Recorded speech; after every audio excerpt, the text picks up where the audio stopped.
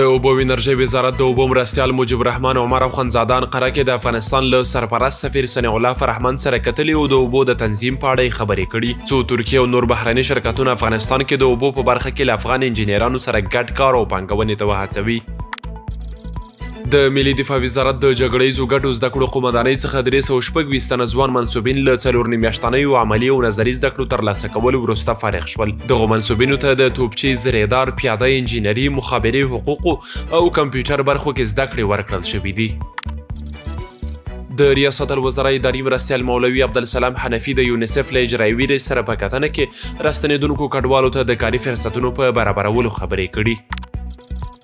د انډیپندنت ورځپاڼې د راپور له مخې د صهیونیستي رژیم لخوا د غزې ښار د بشپړ اشغال د طرحې له تصویب وروسته ترکیه، چین، انګلستان او ملګرو ملتونو اندېښنه څرګنده کړې او د دغې طرحې د نه عملي کېدو غوښتنه یې کړې ده. رویټرز خبري اژانس راپور ورکړی چې د امریکا لوی څارنوالۍ د یو شمېر تورونو په پورې کولو سره د وینزویلا د ولسمشر نیکولاس مادورو د نیولو لپاره $50 میلیونه جایزه اعلان کړه. فرانسه کې د پراخې اورلګیدنې له امله د 11,000 هکټاره ځمکې سوځېدو سربیره 1 تن وژل شوی او 14 نور ټپیان دي. ویل کېږي دا په تېرو 50 کلونو کې د فرانسې تر ټولو ستره اورلګیدنه ده.